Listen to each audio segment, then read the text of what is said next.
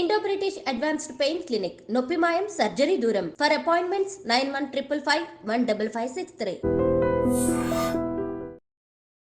Hi hello నమస్తే welcome back to iter media. ఈరోజు మనతో ఉన్నారు మన favourite amphi certified mutual fund distributor, అలాగే క్యూపీఎఫ్ఈ అండ్ ఫైనాన్షియల్గా మీకు ఎటువంటి అడ్వైస్ కావాల్సిన మీరు వెంటనే కాంటాక్ట్ చేయాల్సిన పర్సన్ రమేష్ పాస్పిలేటి గారు. ముఖ్యంగా హెచ్ఎంపీవీ వైరస్ అనేది చైనా వ్యాప్తంగాను ఆల్రెడీ అక్కడ చాలామంది ఇబ్బంది పెట్టడం, ముఖ్యంగా స్టాక్ మార్కెట్ మీదకి ఎఫెక్ట్ అనేది ఎక్కువగా చూపిస్తుందంట. అయితే ఇండియన్ మార్కెట్స్ పరిస్థితి ఏ విధంగా ఉంటుంది అండ్ ఓవరాల్గా ఫైనాన్షియల్గా మనం ఎటువంటి దెబ్బ తినబోతున్నాం, is it true or false అనేది కూడా తెలుసుకుందాం. Hi sir. హాయ్ అండి. సార్, హెచ్ఎంపీవీ వైరస్ అనేది ఒక 5 years బ్యాక్ వచ్చిన కరోనాకి సిమిలర్ వైరస్. ఇది కంప్లీట్గా మళ్ళీ హ్యూమన్ గ్రౌండ్స్ని చాలా దెబ్బతీయబోతుందని వార్తలు వినిపిస్తూ ఉన్నాయి. మరోపక్క ఫైనాన్షియల్గా న్యూస్ ఎలా ఉందంటే స్టాక్ మార్కెట్లో ఆల్రెడీ దెబ్బతిన్నాయి చైనాలో, ఆ ఇంపాక్ట్ ఇండియాను కూడా తాకనుందని వినిపిస్తూ ఉంది. సో వాట్ ఈస్ హ్యాపెనింగ్ చెప్తారా? ఆల్రెడీ తాకేసిందండి. ఈరోజు ఉదయమే న్యూస్ వచ్చింది, కర్ణాటకలో ఒక 2 కేసులు వచ్చినాయి. బాబు ఇద్దరు చిన్నపిల్లలకి హెచ్ఎంపీవీ వైరస్ వచ్చింది. సో రాగానే ఇంకోటి ఏంటంటే వాళ్ళ పేరెంట్స్ కూడా ఎక్కడ ట్రావెల్ హిస్టరీ కూడా లేదు, అంటే వాళ్ళు ఎక్కడికి కంట్రీస్ కూడా వెళ్ళలేదు, కానీ ఇద్దరు పిల్లలకు వచ్చింది. ఎలా వచ్చిందో తెలియట్లా. సో అన్నోన్ అయ్యాలకి సో దాన్ని ఎట్లా కట్టడి చేయాలో తెలియదు. సో కట్టడి చేయాలో తెలియనప్పుడు డెఫినెట్గా అన్నీ రియాక్ట్ అవుతాయి. సో డెఫినెట్గా గవర్నమెంట్, సెంట్రల్ గవర్నమెంట్ కూడా ఆల్రెడీ కొన్ని చర్యలు స్టార్ట్ చేసింది, కొన్ని ఎమర్జెన్సీ చర్యలు. చైనా అయితే లాక్డౌన్ వైపు అంటున్నారు, ఇంకా తెలియదు. ఆల్రెడీ జపనీస్ మార్కెట్ కూడా ఈరోజు బాగా పడింది, చైనా మార్కెట్ కూడా చాలా ఎక్కువ పడింది ఈరోజు. సో ఇంకా అది ఆ ఫీర్ ఉంటుంది. ఇప్పుడు మన కరోనా కూడా లాస్ట్ టైం ఏమైందంటే చైనాలో స్టార్ట్ అయింది, చైనా లాక్డౌన్ పడింది, మార్కెట్స్ బాగా వాళ్ళకి పడిపోయిన తర్వాత మన ఇండియాకి వచ్చింది. మార్చిలో ఫస్ట్ కేసు వచ్చిన తర్వాత అక్కడ నుంచి మనది కూడా మార్కెట్ చాలా ఎక్కువ పడింది. సో అలాగే కొద్దిగా సిమిలర్గానే ప్యాటర్న్ ఉంటుంది, కాకపోతే ఇంతకుముందు ఉన్నంత ఇంపాక్ట్ ఉండకపోవచ్చు. ఎందుకంటే కరోనా ఏంటంటే first time 1979 share market start అయిన తర్వాత ఇప్పుడు వరకు 2020 కోవిడ్ మనం ఎప్పుడైతే మార్కెట్స్ని టచ్ చేసినాయో అప్పటి వరకు ఎప్పుడు మార్కెట్ చూడలేదు. సో కోవిడ్ అనేది చూడలేదు, ప్లస్ దాని ఫ్యూచర్ తెలియదు. సో దాన్ని ప్రెడిక్ట్ చేయడానికి మార్కెట్కి అంటే ఇది ఎలా తీసుకోవాలని తెలియదు, కాబట్టి అక్కడ నుంచి మార్కెట్ పడిపోతూనే వెళ్ళింది. అంటే అసలు రేపు ఎవరు ఉండరు అంటారు, అందరూ పిట్టల్లా రాలిపోతారు అన్నారు, 1 weekకి ఇంతమంది చనిపోతారు అని, అది అంటే న్యూస్. సో అంత ఊహాజనితం కాబట్టి సో ఆ ఊహకు తగ్గట్టే మార్కెట్ పడింది. ఇంకా రేపు ఏముండదు అన్నప్పుడు ఏం చేస్తారు, ఈరోజు అమ్ముకొని అందరూ తినేస్తారు కదా. ఆ టైప్లో అందరూ అన్నీ అమ్మేసుకోవడం బట్టి షేర్లన్నీ బాగా పడిపోయినాయి. సో కొంతమంది ఏంటంటే ప్రాఫిట్ బుక్ చేశారు, కొంతమంది లాస్ బుక్ చేశారు, కొంతమంది షేర్ మార్కెట్ మొత్తం క్రాష్ అయిపోద్దని అమ్మేశారు. కానీ ఇప్పుడున్న పరిస్థితులు వేరు. నాకు తెలిసి అయితే హెచ్ఎంపీవీ వైరస్ కొద్ది రీసెంట్గా జపాన్ డాక్టర్స్ కూడా వాళ్ళు ఏం చెప్పారంటే ఇది మరీ ఫ్యాటల్, అంటే మరీ లైఫ్ థ్రెటనింగ్ అయితే కాదు, కొద్దిగా అంటే సిమిలర్గా కొద్ది కోవిడ్ ఉన్నప్పుడు కూడా కోవిడ్ అంత ఇంపాక్ట్ అయితే చెయ్యదు. సో కొంచెం స్మాల్ ఇంపాక్ట్స్ ఉంటాయి, అది చిల్డ్రన్ మీద, ఓల్డ్ ఏజ్ మీద. కానీ ఓల్డ్ ఏజ్ అంటే ఇప్పుడు అందరికీ లంగ్స్ ప్రాబ్లమ్స్ ఉన్నాయి. ఓల్డ్ ఏజ్ అంటే ఇప్పుడు మనం 60, జపాన్లో ఓల్డ్ ఏజ్ అంటే మేబీ 60 తర్వాత, మన ఇండియాలో ఓల్డ్ ఏజ్ అంటే మేబీ 35-40 తర్వాత ఇప్పుడు ఓల్డ్ ఏజ్ వచ్చేసినట్టే. ఎందుకంటే మనకున్న ఇక్కడ పొల్యూషన్ కానివ్వండి, సో అందరి లంగ్స్ ఆల్రెడీ ఎఫెక్ట్ అయినాయి. సో కాబట్టి ఇది కొద్దిగా మనం సీరియస్గా తీసుకోవాల్సిన విషయం అయినా కూడా మార్కెట్కి తెలుసు ఎలా బిహేవ్ చేయాలో. ఇంతకుముందు మన మార్కెట్కి తెలియదు ఎలా బిహేవ్ చేయాలో. కోవిడ్ వచ్చినప్పుడు రేపేందో తెలియదు కాబట్టి మార్కెట్ ఎలా బిహేవ్ చేయాలో తెలియదు, కానీ ఇక్కడ తెలుసు ఇది ఎన్ని రోజులు ఉంటుంది, సో దీనికి వ్యాక్సిన్ ఎన్ని రోజులు రాబోతుంది. సో సేమ్ సిమిలర్గా ఉంది కాబట్టి కొద్దిగా తొందరగానే వ్యాక్సిన్ కనిపెట్టచ్చు. ప్లస్ అంటే ఆల్రెడీ యాంటీబాడీస్ అన్నీ కనుక్కున్నారు కాబట్టి సో దానికి తొందరగా రియాక్ట్ అవ్వచ్చు. మార్కెట్ కూడా అప్పుడు చూసింది, షేర్ మార్కెట్లో కొన్ని mid cap, small cap stocks 70% పడినాయి, లార్జ్ క్యాప్స్ కూడా 30%, 40% పడినాయి. సో ఇప్పుడు ఎంత పడతాయో జనాలకు తెలుసు. సో తెలిసినప్పుడు ఏమైందంటే వాళ్ళకి క్లారిటీ ఉన్నప్పుడు ఎక్కువ ప్యానిక్ సెల్లింగ్ జరగదు.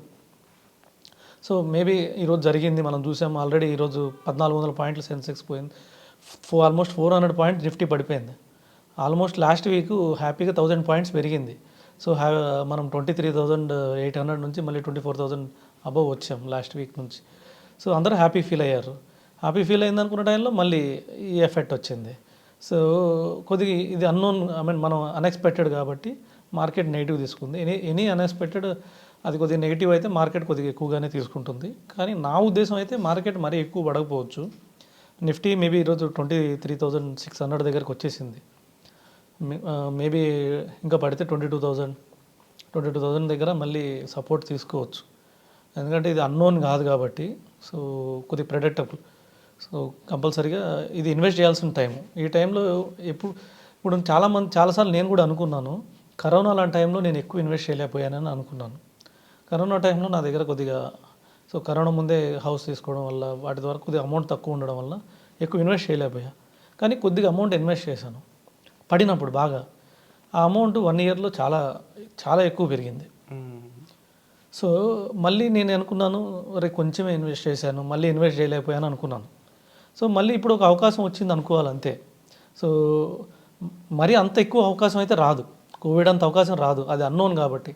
ఇది నోన్ కాబట్టి కొంచెం కరెక్ట్ అవుతాయి మార్కెట్స్. మళ్ళీ రిజల్ట్ సీజన్ స్టార్ట్ అవుతుంది, జనవరిలో రిజల్ట్ స్టార్ట్ అయినాయి. ఆల్రెడీ కొన్ని కంపెనీస్ ఇచ్చాయి, బాగా ఇచ్చాయి. లాస్ట్ క్వార్టర్ ఏమైందంటే రిజల్ట్స్ బాగాలేవు కాబట్టి మార్కెట్ అక్టోబర్ నుంచి నెగిటివ్ ట్రెండ్లోకి వెళ్ళిపోయింది.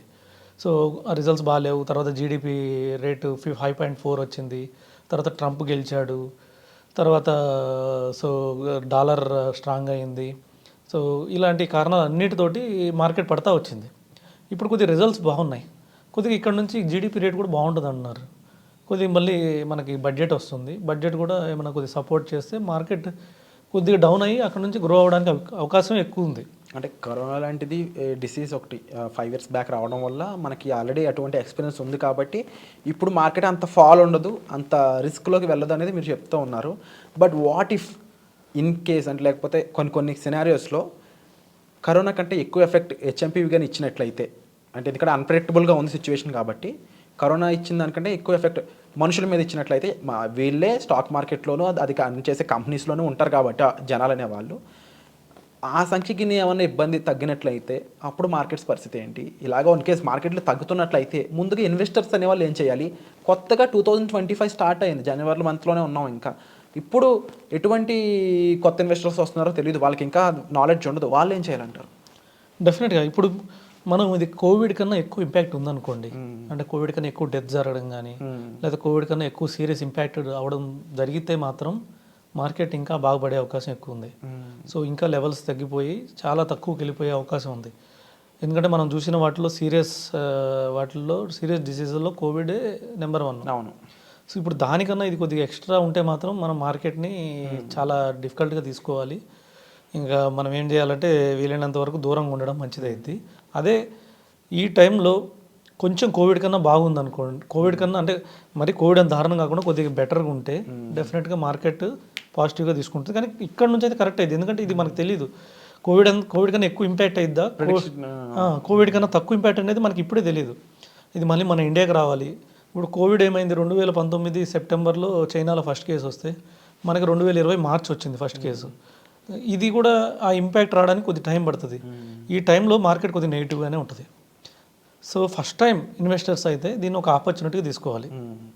డెఫినెట్గా ఫస్ట్ టైం ఇన్వెస్టర్స్ ఇప్పుడు అదృష్టవంతులు, ఎందుకంటే మార్కెట్ ఆల్రెడీ హైలో వెళ్ళింది. మొన్నటిదాకా మిడ్ క్యాప్స్ హై వాల్యుయేషన్స్ ఉన్నాయి, small caps mid caps high వాల్యుయేషన్స్లో ఉన్నాయి. నిఫ్టీ పడింది కానీ mid cap small cap index ఏం పడలేదు అంతా. సో కానీ ఇప్పుడు పడింది, ఈరోజు mid cap small cap index చాలా ఎక్కువ పడింది. సో ఇది ఒక మంచి ఆపర్చునిటీ తీసుకొని కొంచెం ఇన్వెస్ట్ చేసుకోవాలి. ఇప్పుడు వస్తున్న ఇన్వెస్టర్ ఉన్నారు, సపోజ్ ఆయన దగ్గర 1 లక్ష రూపాయలు ఉందనుకోండి, ఇప్పుడు 10,000 పెట్టుకొని ఇంకో పడితే ఇంకో 10,000, ఇంకో పడితే 10,000. సో ఇప్పుడు ఇన్వెస్ట్ చేయడానికి మంచి టైం అనే రకంగా చూసుకున్నట్లయితే ఎక్కువ ఇన్వెస్ట్ చేయడం అనేది ది బెస్ట్గా మనం చూడవచ్చు అని చెప్తూ ఉంటారు. సో అయినా కూడా ఇంకా నాకు కొన్ని డౌట్స్ ఉన్నాయి సార్. ముఖ్యంగా ఈ టైంలో మరి హెల్త్ ఇన్సూరెన్స్ పరిస్థితి ఏంటి? ఎందుకంటే హాస్పిటలైజేషన్ అయితే దానికి మనం రిస్క్ మేనేజ్మెంట్ చూసుకోవాలి కాబట్టి, అండ్ అలాగే హెల్త్ ఇన్సూరెన్స్ ఆల్రెడీ ఉన్న వాళ్ళు అన్ని రకాల కవర్ అవుతుంది అనుకున్న వాళ్ళు ఎటువంటి అసెట్స్లో ఇన్వెస్ట్ చేయొచ్చు, ఇలాంటివన్నీ కూడా వచ్చే ఎపిసోడ్లో క్లియర్గా తెలుసుకుందామండి రమేష్ పసుపులేటి గారి చేత. అయితే ఈ ఇన్వెస్ట్మెంట్స్ సంబంధించి ఇంకా ఎటువంటి డౌట్స్ ఉన్నా, అది ముఖ్యంగా లేటెస్ట్గా వచ్చిన ఇన్వెస్టర్స్ అయి ఉండొచ్చు, మీరు తప్పకుండా సార్ యొక్క హెల్ప్ తీసుకోవచ్చు డిస్ప్లే ఆఫ్ నెంబర్స్ కాల్ చేసి. Thank you so much for the information sir. Welcome.